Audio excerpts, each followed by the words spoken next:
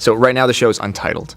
But before we started the show, I did a bunch of focus groups, and I asked women, what would they...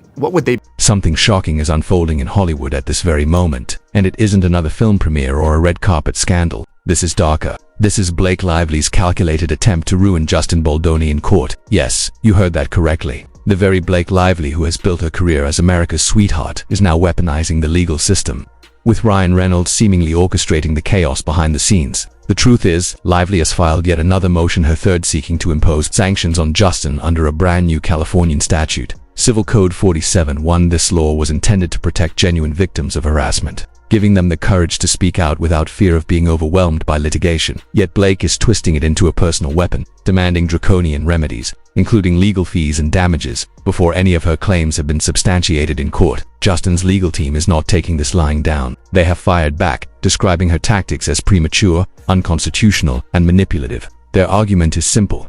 None of Blake's allegations are proven facts. They remain merely assertions until a jury decides otherwise. She has no right to cast herself as the victim. This isn't about justice, it's strategy. It is clear that Lively and Reynolds are exploiting their Hollywood influence, wealth, and PR machinery to attempt to bankrupt Justin Baldoni before the truth even emerges. To break it down, Blake is hiding behind California Civil Code 47.1, a statute that only came into effect this year. On paper, it sounds commendably. It's meant to shield victims of sexual harassment from costly defamation suits, ensuring that those speaking out in good faith are not punished. But Blake is using the law in a way it was never intended. She wants the court to penalize Justin Baldoni before a single piece of evidence has been examined, with her team demanding legal costs, compensatory damages, and even punitive damages, a potential financial death sentence. Meanwhile, Justin's team is fighting vigorously. They argue that the law has yet to be tested in a Californian court, let alone in New York, where this case is being heard. Applying a brand new Californian statute in a federal New York court would be unprecedented and perilous. Worse still, the alleged harassment took place in New York and New Jersey. On the set of It Ends With Us, meaning California law arguably has no relevance, but Blake is pressing ahead, attempting to exploit a technicality for financial gain. This is not about truth, it is about power. Things grow even more suspicious. While demanding enormous penalties against Justin, Blake is simultaneously seeking to keep key evidence sealed. Consider that for a moment. If her case were so robust, why conceal anything? Court filings show that she has already deposed several people close to Justin, including his former agent Danny Greenberg, makeup artist Vivian Baker, and others linked to the It Ends With Us set. Rather than allowing these testimonies to be public, her team has labeled them confidential, shielding them from scrutiny. Justin's lawyers argue that whether Blake acted in malice or good faith is central to the case. If these depositions reveal inconsistencies or ulterior motives, her entire narrative could collapse. That is why she wants them buried. When the truth emerges, her campaign against Justin will not appear as a courageous fight for justice, it will seem like a deliberate smear. Let's be clear, none of Blake's allegations have been proven, yet she is leveraging sealed evidence and untested laws to portray herself as a victim while casting Justin as guilty without a trial. This is trial by PR, not by jury, and the ones who stand to benefit the most. Blake Lively and Ryan Reynolds, the Hollywood power couple fixated on controlling their public image at all costs. At the core of this legal battle lies one question. Why is Blake Lively really doing this? Justin Baldoni's legal team insists it all comes down to motive. Justin Baldoni's legal team believes Blake Lively is not pursuing her claims in good faith. Instead, they argue she is acting with malice, weaponizing the courts to punish Justin, damage his career, and drain him financially. Court filings appear to support this view. Under California Civil Code 47.1, Blake can only succeed if she proves that she filed her harassment claims without malice and with a reasonable basis. Yet Justin's lawyers insist the facts do not support her. Her allegations remain unproven. No judge, jury, or fact finder has ever ruled them true. Despite this, she is demanding enormous penalties as though guilt has already been established. Justin's team emphasizes that justice cannot function this way. Until evidence is tested in court, Blake's story remains just that, a story. They plan to expose her motives as self-serving, manipulative, and calculated to destroy Justin's reputation while elevating her own. It should not be forgotten that Blake Lively and Ryan Reynolds are masters of public relations, having spent years cultivating their image as Hollywood's golden couple. Behind the scenes, however, Justin's defense claims Blake is conducting a deliberate smear campaign, intended to influence the jury pool and sway public opinion against him before the trial even begins. This is not justice. It is character assassination disguised as litigation. If Justin's team is correct, Blake's carefully crafted victim narrative could collapse under the weight of her own motives. Here is the twist. Blake Lively does not want you to know. Her entire legal strategy may falter under the US Constitution. Justin Baldoni's lawyers have made it clear that Civil Code 47(1) is on unstable ground, in part because aspects of it could violate fundamental rights. For instance, the law permits substantial damages and legal fees before a jury has even determined the facts. Justin's attorneys argue this could infringe the First Amendment by penalizing someone for defending themselves, and the Fourth Amendment by imposing excessive penalties without due process. There's an additional complication. The alleged incidents at the heart of Blake's lawsuit did not occur in California. They took place in New York and New Jersey. Blake herself does not reside in California. This raises serious legal questions. Can California law even apply here? Justin's team insists it cannot. They argue that compelling a New York federal judge to apply a new untested Californian statute would be unprecedented and dangerously overreaching. In essence, Blake is attempting to secure a guilty verdict before the trial has even started. If the judge agrees with Justin's team, and legal experts suggest this is likely, Blake's motion could be dismissed entirely. This would not only constitute a legal defeat but also a significant blow to her carefully staged victim narrative. What was meant to weaponize the law could backfire, exposing her approach as a manipulative abuse of the judicial system. When one looks past the filings, the real strategy becomes clear.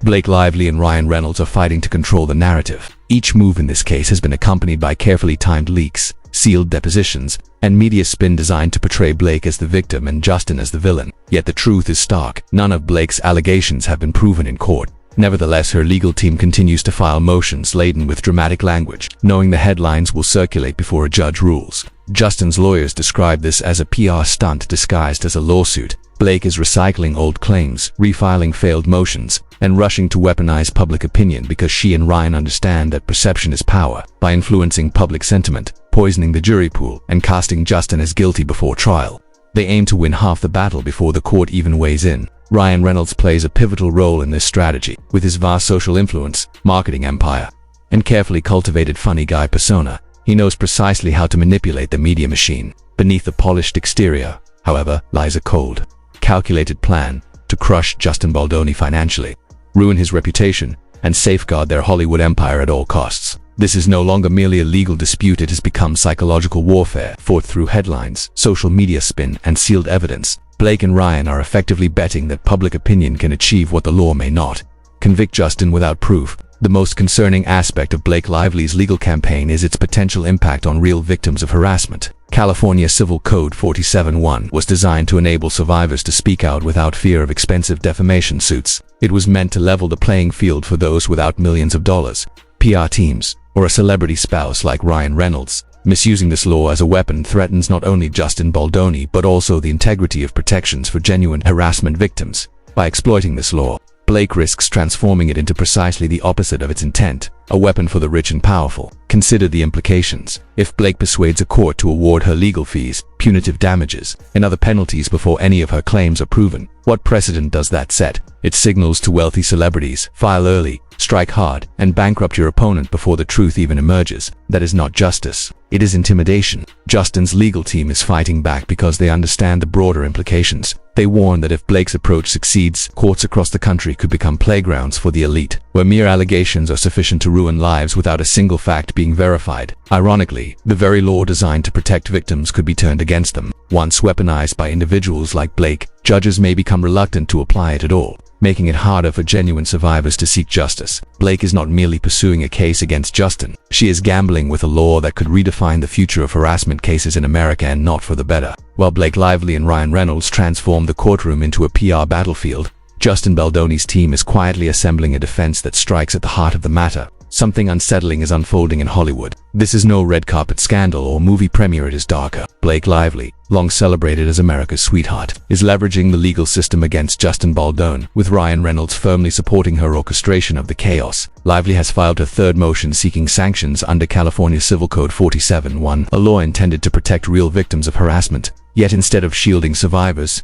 Blake is twisting it to her own advantage, demanding legal fees and punitive damages before any of her claims have been established in court. Justin's legal team has pushed back, describing the motions as premature, manipulative, and unconstitutional. They emphasize that none of her allegations have been confirmed, and until a jury decides otherwise, she has no entitlement to claim victim. This is strategy, not justice. Blake and Ryan are exploiting Hollywood influence, wealth, and media power to attempt to bankrupt Justin before the truth comes to light. The law she cites was designed to allow victims of harassment to speak out without fear of defamation. But Blake is not using it in that spirit. She seeks financial penalties before any evidence is tested. The alleged harassment did not occur in California, but on sets in New York and New Jersey, and Blake herself does not reside in California. Justin's team argues that compelling a New York judge to apply a brand new California law would be unprecedented and highly risky. Nonetheless, Blake presses on, aiming to win on a technicality and financially devastate Justin. While demanding substantial financial penalties,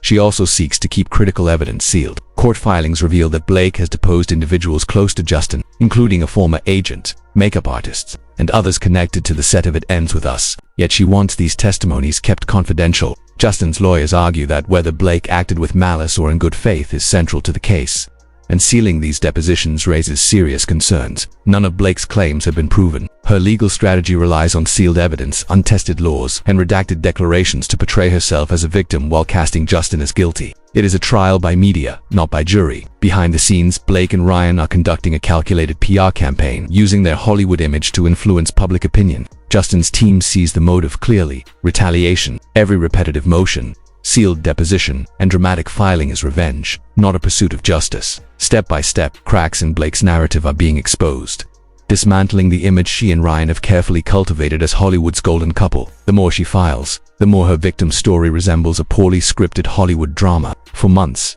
Blake has tried to choreograph this narrative. She as the brave survivor, Ryan as the supportive husband, and Justin as the villain. But the public is beginning to see through the script. Each time Justin gains legal ground, Blake files yet another motion, often recycling earlier claims. Rather than appearing confident, she comes across as desperate. Sealing depositions and concealing testimony has only intensified suspicion. If her case were truly airtight, why so aggressively control the narrative? Public sympathy is increasingly shifting towards Justin, who endures relentless legal attacks while striving to protect his reputation and career. The PR campaign launched by Blake and Ryan is faltering, and their credibility is beginning to crumble. This case extends beyond Justin Baldoni versus Blake Lively. It is a battle over truth, power, and the precedent that Hollywood elites might establish. If Blake succeeds, celebrities could exploit new laws to bury evidence and bankrupt opponents before facts are even established. But if Justin holds firm and the court rejects her motions, Blake's strategy will be exposed as manipulation, intimidation, and abuse of the legal system, a devastating blow, not just to her personal image, but to the Reynolds Lively brand built on a meticulously curated, squeaky clean PR machine. Justin's defense is straightforward. Let the facts emerge, let a jury decide, and let justice prevail. The documents reveal a clear pattern. Lively leverages untested laws, redacted declarations, and recycled claims to generate headlines before a court rules. The alleged $100 million threat cited in her filings collapses under scrutiny. The declaration in question pertains to a separate project and confirms that no physical threat occurred. Heated words were framed as harassment, yet court records show the statements were privileged and protected in the prior case, not verified as factual. Justin's team exposes these maneuvers as classic courtroom theater and PR manipulation, while Blake's filings attempt to weaponize California's Civil Code 47.1 for personal gain, seeking substantial payouts without proving any facts. Meanwhile, the Reynolds Lively media machine converts legal filings into sensational headlines, portraying Justin as guilty and Blake as the victim. Yet Justin quietly defends himself with facts and law, emphasizing that her motions are premature, jurisdictionally flawed, and retaliatory. Public perception is shifting. Observers are noting the repeated filings, sealed depositions, and dramatic language clearly intended to manipulate opinion. Blake and Ryan sought to tarnish him publicly, but now their own credibility is under scrutiny. Should the motions fail, it will be a final showdown. Justin can safeguard his career while exposing the misuse of the legal system by Hollywood elites, and Blake's tactics and public image will face permanent examination. The pressing question remains, is Blake Lively abusing the legal system to destroy Justin Baldoni, or do her claims hold merit? Public debate will decide. Public debate will decide.